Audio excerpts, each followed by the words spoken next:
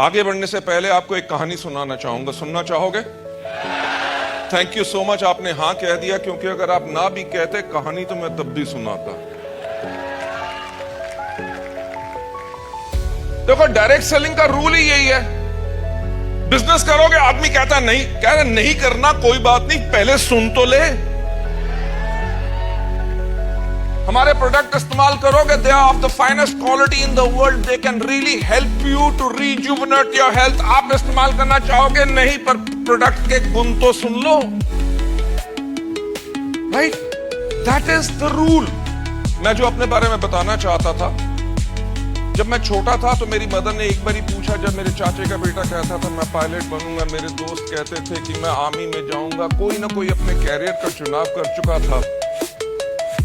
जब मेरी मदर ने मेरे से पहली बार पूछा बेटा बड़े होके क्या करोगे, तो मैंने कहा बिजनेस। मेरी मदर काफी परेशान हुई, उन्होंने कहा देख ऐसा है कि बेटा बिजनेस करना हमारे खून के अंदर नहीं है, बिजनेस करना मारवाड़ी हो गए, you know, Gujarati definitely most successful people in the world, right? Baniya community होगी, दे आर द कम्युनिटीज जिनके अंदर खून के अंदर बिजनेस करना लिखा होता है। हमारे खून के अंदर है सर्विस। तुम्हारे फादर भी government of, my father was with government of India. जो आपके फादर भी नौकरी करते हैं, उनके फादर ने भी नौकरी की, उनके फादर ने भी नौकरी की, तो बड़े होके तू भी नौकरी करना। मोस्ट प्रॉब्ली मैं उस टाइम तक एक चीज समझ चुका था कि नौकरी के अंदर इतनी लैविश इनकम नहीं हो सकती कि हर कोई अपनी डिमांड पूरी कर सके। As a kid, I am talking about, जब मैं 5 या 6 साल का था, तब मैंने अपना चुनाव कर लिया था। तो उसके कुछ 4-5 साल के बाद मेरी मदर ने फिर मुझसे पूछा बेटा बड़े होके क्या करोगे, मैंने कहा बिजनेस। तो मेरी मदर ने मेरे सपनों को किल करने की कोशिश की। मैं उनको ब्लेम नहीं करता, she was in her sense trying to protect me. उन्होंने कहा देख बेटा ऐसा है कि बिजनेस करने के लिए बहुत पैसा चाहिए होता है, तेरी 2 बड़ी बहनें हैं, उनकी भी शादी करनी है, तेरी एजुकेशन होगी, तेरे फादर रिटायर्ड होंगे, प्रोविडेंट फंड और ग्रेच्युटी से जो मिलेगा उससे एक हम अपना घर चलाएंगे और पेंशन से हम अपनी जिंदगी काटेंगे। तो बिजनेस के लिए तेरे को पैसा नहीं दे सकेंगे, तू करना क्या कि तू नौकरी करना। चलो बात आई गई होगी।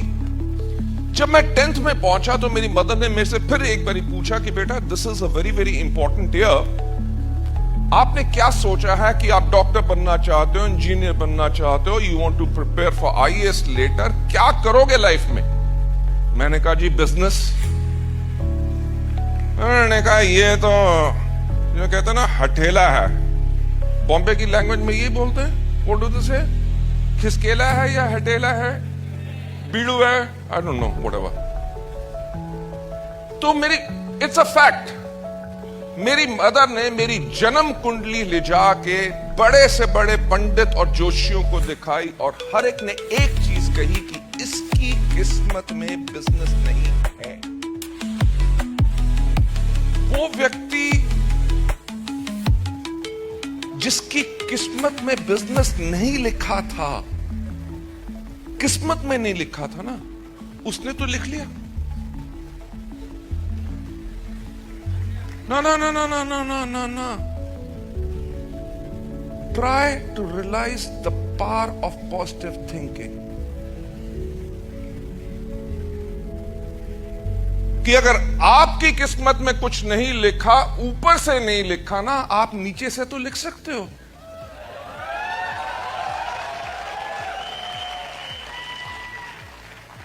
आपकी किस्मत को किसी और के हाथों ने लिखा, तो आप अपने हाथ से उसको चेंज क्यों नहीं कर सकते? Ladies and gentlemen, I started my professional career after my post-graduation in sales and marketing. World की लार्जेस्ट फार्मास्यूटिकल कंपनी फाइजर के साथ मैंने लगभग 12 साल काम किया। वहां पे प्रोफेशनल एक्सपर्टीज लिया कि कंपनियां चलाई कैसे जाती है, which is very very important. आज अगर सफलता हुई है वो किसी एक्सीडेंट करके नहीं हुई, वो इसी करके हुई है because we had tremendous amount of experience, जिसके करके हम प्रोफेशनल वैल्यूज के अंदर दे सके और जीरो से उस कंपनी को लेके इंडिया की नंबर 1 कंपनी बना सके।